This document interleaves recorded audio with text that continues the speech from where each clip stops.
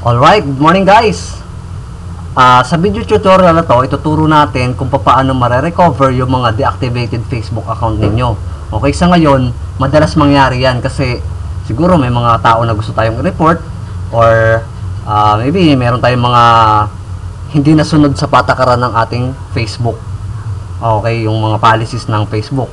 So, diyan nagkakaroon ng auto deactivation and ngayon tuturo natin paano siya mare-recover.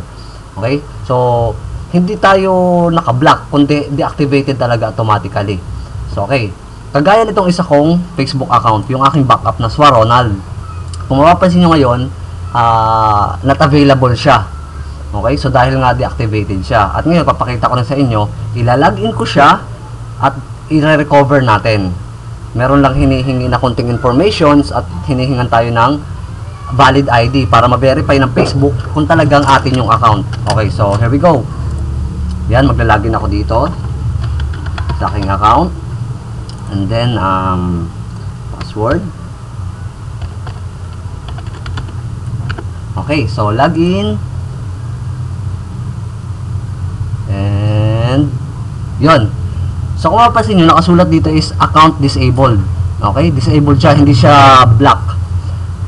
Your account has been disabled. If you have any questions or concerns, you can visit our FAQ page here. Okay, so click lang natin yung here.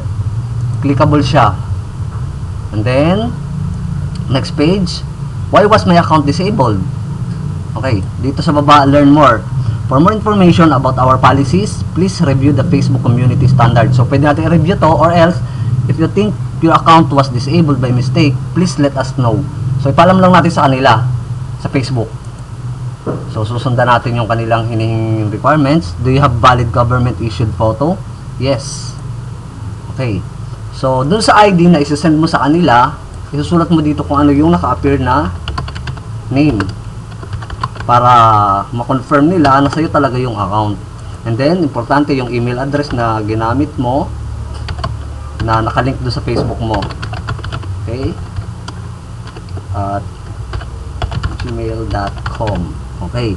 So, dito, add na rin natin yung birth date kasi naka-appear din yan doon sa ID na isasend mo sa kanila. Ito na, magkakaalaman ng tunay na edad. Ano nga bang birthday ko? Ayan. So, photos. Choose files. Kukunin lang natin yung files.